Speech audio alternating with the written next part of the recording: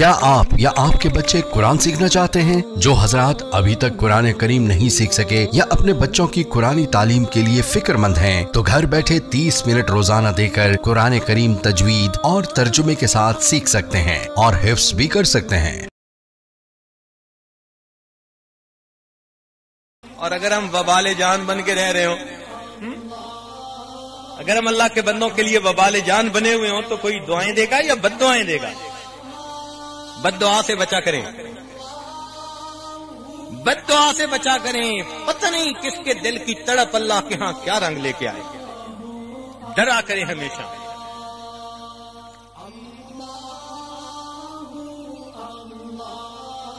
दिल ना दुखाना किसी का, क्या पता किसी का दिल दुखेगा तो हमारे साथ फिर क्या होगा।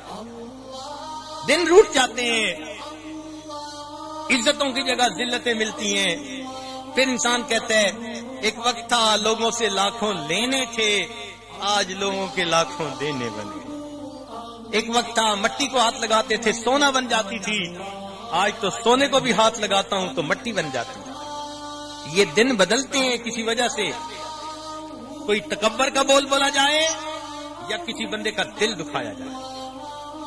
तो इनसे बचा करें और दुआएं लिया करें। अल्लाह ताला हमें दुआएं लेने वाला बना दे।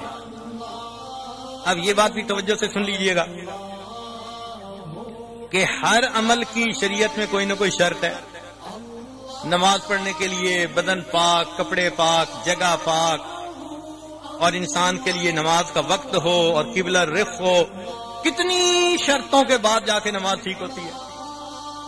इसी तरह रोजे के लिए कि सहरी से पहले इंसान जो है उठकर खाए और अपने वक्त पे खाना बंद कर दे, फिर दिन में ये भी न करे, ये भी न करे, ये भी न करे, तब जाके जो है ना वो रोजा बनेगा।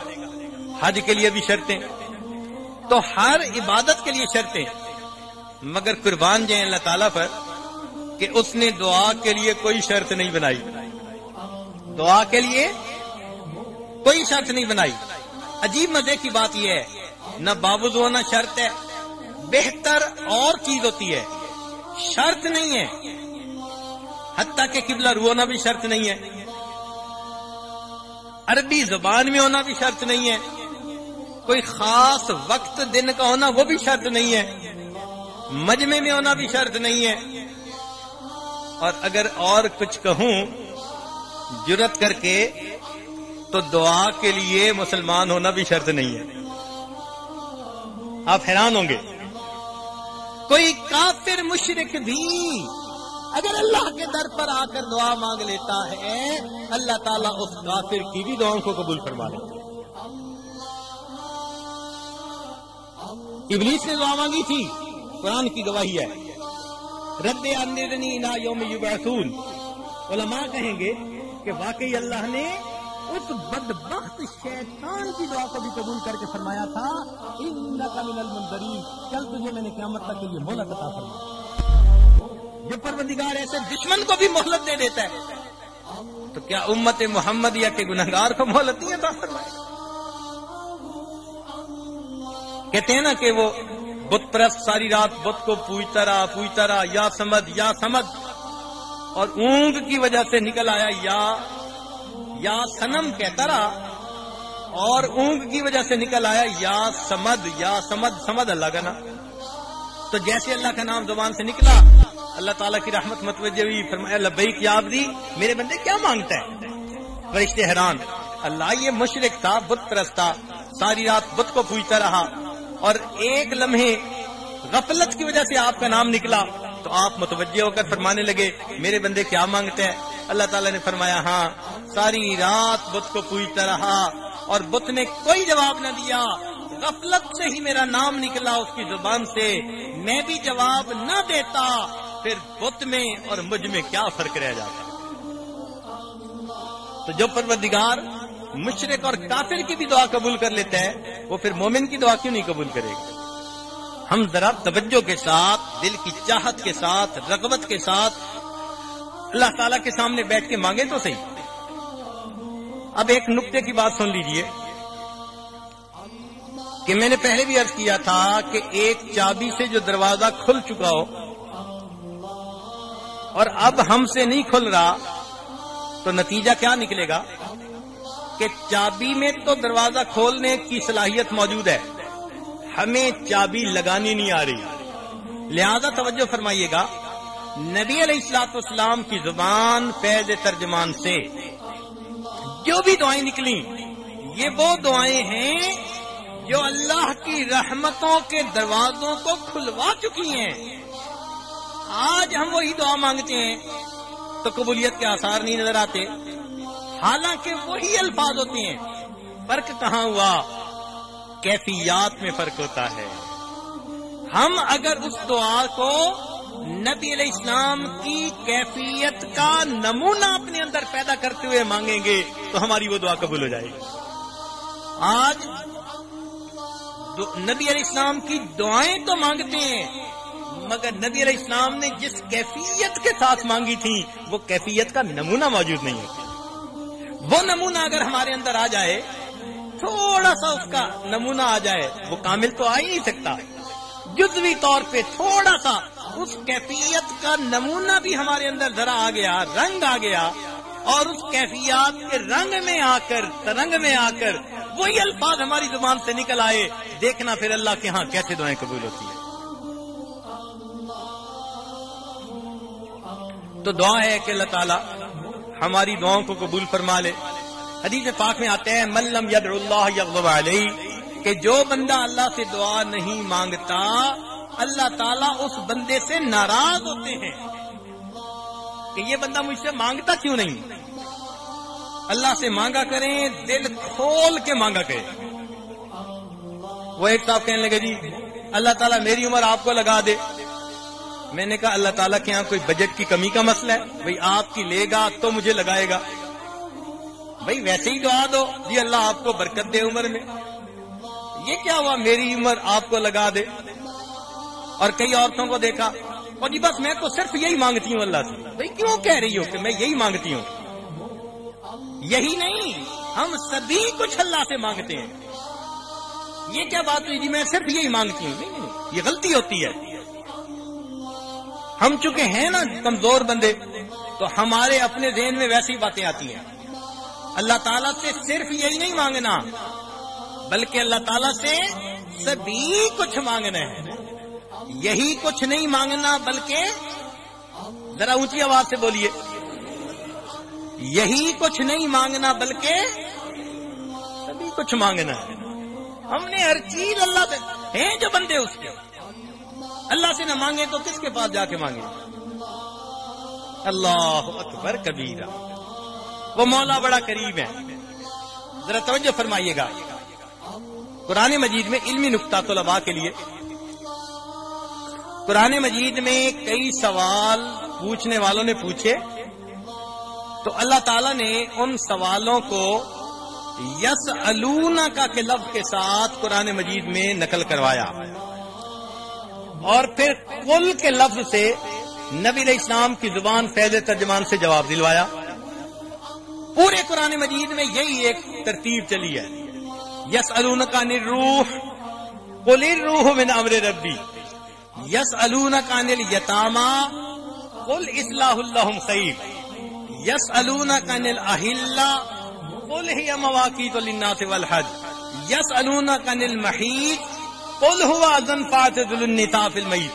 تو یہ ترتیب پورے قرآن پاک میں چلی سوائے ایک سوال کے، اور وہ سوال پوچھنے والوں نے ایسا پوچھا کہ اللہ تعالیٰ کو اس پر خوشی ہو گئی، اتنی خوشی ہوئی کہ اللہ نے اپنے محبوب کی زبان سے جواب دلوانے کی بجائے وہ قل کے لفظ کی دوری کو بھی پسند نہ کیا، خود اس کا جواب عطا فرما دیا۔ چنانچہ فرمایا اے میرے پیارے وَإِذَا سَأَلَكَ عِبَادِي عَنِّي، اور جب میرے بندے آپ سے میرے بارے میں پوچھیں فرمایا فَإِنِّي قریب، میں تو ان کے بہت قریب ہوں۔ جو مولا کل کا لفظ بھی درمیان میں برداشت نہیں فرماتا تو کتنا خوش ہوتا ہوگا جب بندے اس سے مانگتے ہوں گے۔ تو آج کی اس محفل میں خوب اللہ سے مانگیے اور پھر دیکھیے اللہ تعالیٰ کے یہاں قبولیت کے آثار کیسے آتے ہیں۔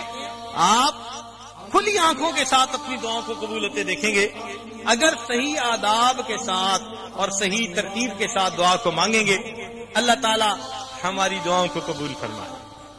اتنا کریم پروردگار ہے میرے بھائیوں کہ ماں اپنے بچھڑے بیٹے کا انتظار اتنا نہیں کرتی، ماں اپنے بچھڑے بیٹے کا انتظار اتنا نہیں کرتی جتنا اللہ رب العزت اپنے بگڑے بندے کا انتظار فرماتے۔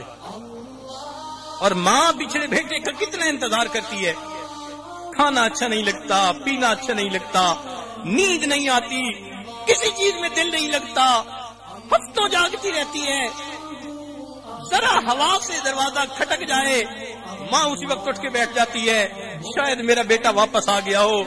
ماں کو اگر بیٹے کا اتنا انتظار ہے تو پھر اس پروردگار کو اپنے بگڑے بندے کا کتنا انتظار ہوگا۔ حق تو یہ تھا جو اللہ کے دروازے سے پیٹھ پھیر کے جانے لگتا، اللہ تعالیٰ اس کی پیٹھ کے اندر لات لگوا دیتے اور دروازہ ہمیشہ کے لیے بند کر دیتے۔ میرے بندے، میں نے دروازہ تیرے لیے بند کر دیا، مگر وہ پروردگار اتنا قریب ہے، اس پیٹھ پھیر کے جانے والے بندے سے فرماتے ہیں یا ایھا الانسان ما غرک بربک الکریم، او انسان تجھے تیرے کریم پروردگار سے کس نے دھوکے میں ڈال دیا، اس در کو چھوڑ کے جا رہا ہے۔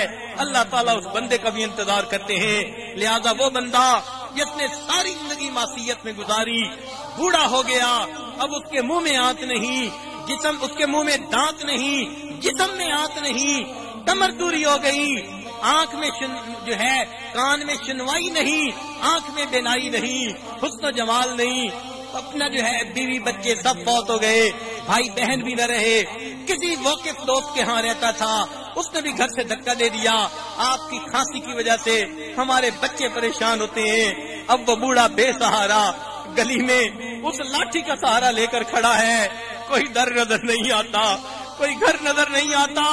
اب اس بوڑھے کو احساس ہوا کاش میں نے اللہ سے دل لگایا ہوتا، میرا مولا مجھے بے سہارا نہ چھوڑتا۔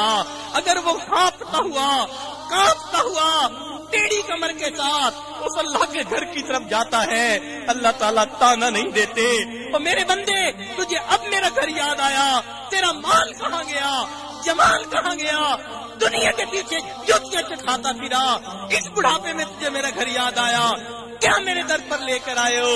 اللہ تعالیٰ یہ نہیں پوچھتے کیا لے کر آئے ہو، مولا اتنا پوچھتے ہیں میرے بندے مرنے سے پہلے میرے دروازے پر آئے، اتنا بتاؤ تم مجھ سے لینے کے لیے کیا آئے ہو۔ چنانچہ فرمایا اگر وہ بوڑھا بھی اللہ کے در پر آتا ہے وَإِنْ أَتَانِي يَمْشِي أَتَيْتُهُ هَرْوَلًا، اگر وہ اللہ کے در کی طرف چل کے آتا ہے، اللہ فرماتے ہیں اس بوڑھے کی طرف میری رحمت دوڑ کے جاتی ہے، میرا بندہ مجھ سے سلو کرنے کے لیے میری طرف آ رہا ہے۔ جس پروردگار کو اتنی خوشی ہوتی ہے اپنے بندوں کے آنے پر، کیوں نہ ہم مجھ پروردگار سے اپنے گناہوں کی معافی مانگیں اور دعائیں کریں، میرے مولا ہم پر رحمت فرما دیجئے۔ مولا اتنا کریم ہے، ہم آپ کا در چھوڑ کے کہیں نہیں جا سکتے، اے اللہ آج آپ کے در پر آئے بیٹھے ہیں، ہم آپ ہی کے سامنے دامن پھیلاتے ہیں، اللہ اس دامن کو بھر دیجئے، ہمیں کہیں اور جاتے ہوئے حیا آتی ہے۔ کسی شاعر نے اس کو عجیب الفاظ میں کہا، اس نے کہا تنگ دستی کے جو عالم میں گھبراتا ہوں، اے پروردگار تنگ دست ہوتا ہوں، دل گھبراتا ہے، خرچے پورے نہیں ہوتے، بچے روتے نظر آتے ہیں، ان کی تمنائیں خواہشات میں پوری کر نہیں سکتا، قرض لینے والے دروازے کھٹکھٹاتے ہیں، کاروبار چلتے نظر نہیں آتے، سارا دن بیٹھ بیٹھ کے واپس آتے ہیں، تنگ دستی کے جو عالم میں گھبراتا ہوں، پر درے غیر پہ جاتے ہوئے کتراتا ہوں۔ کوئی کہتا ہے فلاں دروازے پہ چلے جاؤ، اللہ میری غیرت گوارا نہیں کرتی، تنگ دستی کے جو عالم میں گھبراتا ہوں، پر درے غیر پہ جاتے ہوئے کتراتا ہوں، ہاتھ پھیلانے میں محتاج کو غیرت کیسی شرم آتی ہے کہ بندہ تیرا کہلاتا ہوں۔ اے اللہ بندے آپ کے کہلائیں، اور ہاتھ غیر کے سامنے پھیلائے، ہماری غیرت گوارا نہیں کرتی۔ آج آپ کے در پر بیٹھے ہیں، آپ ہی سے مانگیں گے، آپ ہی سے لیں گے۔ اللہ ہماری ماں اور باپ سے زیادہ آپ محبت کرنے والے ہیں، آپ یقیناً عطا فرمائیں گے۔ ہماری ہی غلطیاں، ہماری ہی کوتاہیاں جو آج تک ہماری دعائیں رد ہوتی رہی، اے اللہ ہمارے گناہوں کی نحوستیں ہیں۔ سچ بات ہے، یہ دعائیں پھٹے کپڑے کی طرح منہ پہ مار دی جاتی تو بھی ٹھیک تھا، مگر میرے مولا آج یہ گناہگار بندے آپ کے در پر حاضر ہیں، آپ مہربانی فرما دیجئے اور اپنے بندوں پر مہربان ہو جائیے، اٹھے ہاتھوں کو قبول کر لیجئے، دامن بھر دیجئے۔ میرے مولا آپ تو اتنے قریب ہیں کہ آپ نے حضرت موسیٰ علیہ السلام، ہارون علیہ السلام کو فرعون کی طرف بھیجا، ساتھ حکم بھی دے دیا، فقولا لہ قولا لینا۔ اے میرے دو پیغمبروں، فرعون کے ساتھ نرمی کی گفتگو کرنا۔ اے اللہ جو انا ربکم الاعلی کہتا تھا، خدائی کا دعویٰ کرتا تھا، آپ اس کے ساتھ بھی نرمی کا اشارہ فرما رہے ہیں، مگر یہاں تو آپ کے وہ بندے موجود ہیں جو روزانہ سجدے میں سر ڈال کر سبحان ربی الاعلی کے نعرے لگاتے ہیں۔ اے اللہ ان سبحان ربی الاعلی کہنے والوں کے آنسوؤں کو قبول کر لینا، ان کے سجدوں کو قبول کر لینا۔ اللہ اگر فرعون کے ساتھ آپ نرمی کا حکم فرماتے ہیں تو یہ تو آپ کے اپنے بندے ہیں، آپ کی وحدانیت کی گواہی دینے والے۔ اللہ ان کے بھی سجدوں کو قبول کر لیجئے اور ان کو ان کی امیدوں سے بڑھ کے عطا فرمائیے۔ اے رب کریم، اگر کوئی بندہ مندر سے نکل کے جہنم میں چلا جائے، اس پہ کوئی حسرت نہیں، حسرت تو اس پہ ہوگی جو اللہ کے گھر میں آیا اور یہاں توبہ قبول نہ ہوئی اور مسجد سے نکل کے جہنم میں ڈال دیا گیا۔ اے اللہ ہم آپ کے گھر سے نکل کے جہنم میں نہیں جانا چاہتے، میرے مولا بخش دیجئے، رب کریم رحمت فرما دیجئے۔ جب ہم اس طرح دعائیں مانگیں گے تو اللہ تعالی رحمت فرما دیں گے، ہماری دعاؤں کو قبول کریں گے۔ ہم ان کیفیات کے ساتھ دعائیں مانگیں، الہی عبدک العاصی عطا کا، الہی آپ کا گنہگار بندہ آپ کے دروازے پر حاضر ہے، مقرم بالذنوب وقد دعانا، اللہ اپنے گناہوں کا میں اقرار کرتا ہوں اور آپ سے یہ دعا کرتا ہوں، فإن تغفر فأنت لذاک اہل، اللہ اگر آپ مجھے بخشش کر دے، آپ کو یہ بات سچتی ہے، وإن تطرد فمن یرحم سواک، اللہ اگر آپ اپنے در سے دھکے دے دے تو کوئی اور در تو ہے نہیں کہ میں وہاں چلا جاؤں، در تو یہی ہے میرے مولا۔ جب اس در پہ آپ نے پہنچا دیا، اب اپنی رحمت کر کے ہماری توبہ قبول کر لیجئے۔ ذرا توجہ سے بات سنیے گا، قرآن مجید میں اللہ ان لوگوں کے بارے میں جنہوں نے کہا ید اللہ مغلولہ، اللہ کے ہاتھ تو بٹے ہوئے ہیں، ان کے بارے میں اللہ فرماتے ہیں کہ افلا یتوبون الی اللہ ویستغفرونہ، وہ تین میں سے تیسرا کہنے والے اور اللہ کے ہاتھوں کو بند کہنے والے اگر وہ بھی توبہ کر لیتے، استغفار کرتے، اللہ آپ فرماتے ہیں میں ان کی توبہ بھی قبول کر لیتا۔ اے اللہ یہ تو وہ بندے ہیں جو قل واللہ احد کے نعرے لگاتے ہیں اور اللہ کہتے ہیں بل یداہ مبسوطتان، اللہ آپ کے دونوں ہاتھ کھلے ہیں، اپنے کھلے ہاتھوں سے آج رحمتوں کے خزانوں کو کھول دیجئے، ہمارے اٹکے کاموں کو اللہ آسان کر دیجئے، در در کے دھکے کھانے سے بچا لیجئے، ضروریات کو پورا کر دیجئے اور آج بیماروں کو شفا عطا فرمائیے، بے اولادوں کو اولاد عطا کر دیجئے، اولاد والوں کو اولادوں کی خوشیاں عطا کر دیجئے، اور اے اللہ قیامت کے دن ہمیں اپنے سامنے جب پیشی ہو تو اے اللہ ہم سے راضی ہو جائیے اور اس کو ہماری زندگی کا سب سے زیادہ خوشیوں کا دن بنا دیجئے۔ وآخر دعوانا ان الحمد للہ رب العالمین۔